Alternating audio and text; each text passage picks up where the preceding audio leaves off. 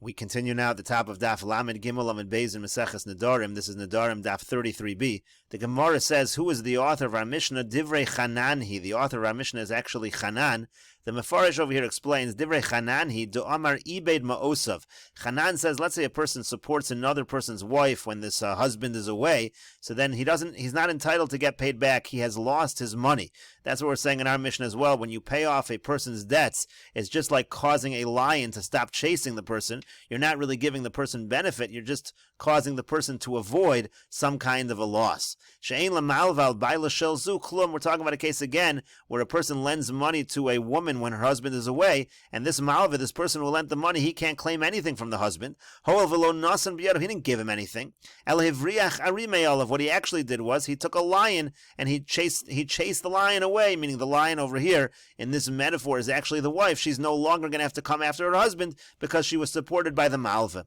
Shapirna says ishto shuchayev lazona, because really the husband is obligated to support his wife, and instead this malva did it. So hachanami. So here also that's the pshat in our Mishnah. Kipara chovo avruche ariu. When somebody pays off a person's debts, they're just causing the lion that's chasing the person to go away. She'ein lo lefro al achov klum hachishari. Therefore, again, it's not like he's really giving him any benefit, and that's why it is permitted. And now this is the opinion of Rav Hoshia, that our Mishnah is the opinion of Chanan. However, the Gemara continues, Rava Amar Rava says, Afilu teimo divrei hakol. You can even say that our Mishnah follows everybody.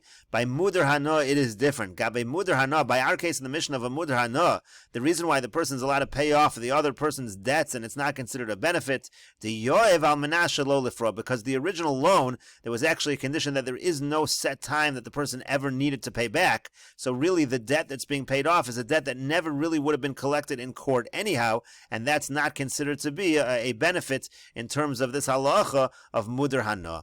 And the Gemara continues, My Chanan, what is this Chanan that we just quoted? And again, the Mefarish already explained what Chanan said. Now the Gemara cites it. It's not, as we learned in a Mishnah, Mishahalach lemedinas hayam. Let's say somebody goes on a faraway trip.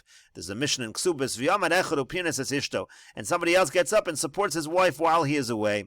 So Chanan Omar, Chanan says, Ibeid es ma'osav. This lender who gave the wife the money, he has lost his money. He's not entitled to collect. As we said, it's just like Mavriach Ari. The person is causing the lion, in this case the wife. She's not going to go after the husband anymore because she is being supported, but it's not considered like he's really getting a benefit that he can now collect from the husband when the husband returns. Nechlku olav b'nei kohanim gedolim. Now the sons of the kohanim gedolim, they argued on Chanan.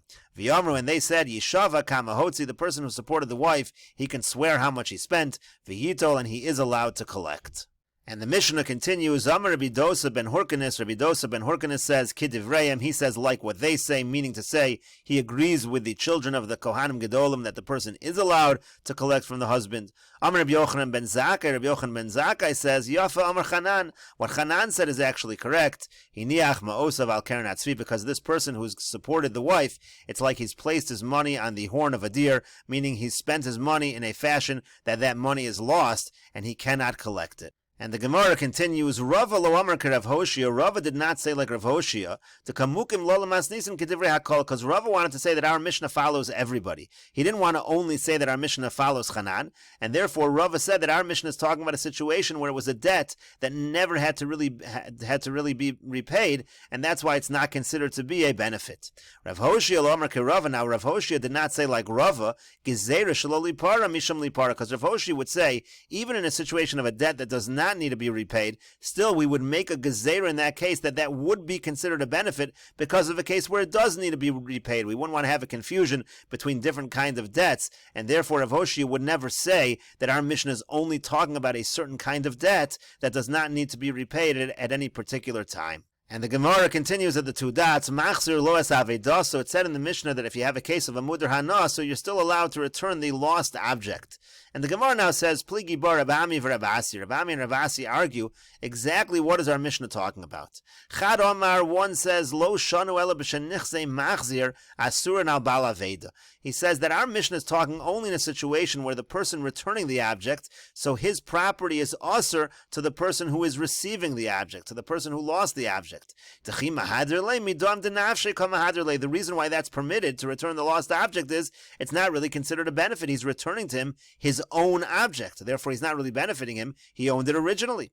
But let's say it'd be the other way around. Let's say the property of the person who lost the object, let's say that was asurin al machzer. Let's say that was prohibited to the person who is returning the lost object, meaning the person doing the returning is the one who's not allowed to benefit from the person who lost the object. So then in that case, actually, lo kamahadirle. Actually, he's not allowed to return the lost object, because by returning the object, you actually are receiving a benefit.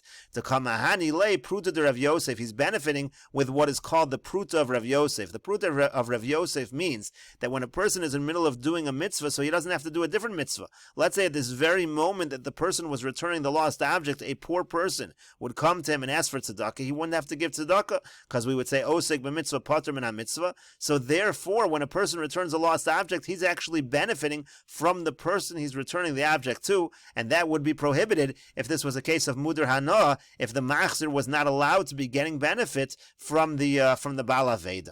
The Chadomer, but the other one says, no, afilu nichse Baal Aveda asur al machzir, even in a case where the property of the Baal Aveda is usher to the person returning the lost object, mahadirle, the person is still allowed to return the lost object. Umisham pruta de Rav Yosef lo shchiach, the issue of pruta de Rav Yosef, that is something that is not common.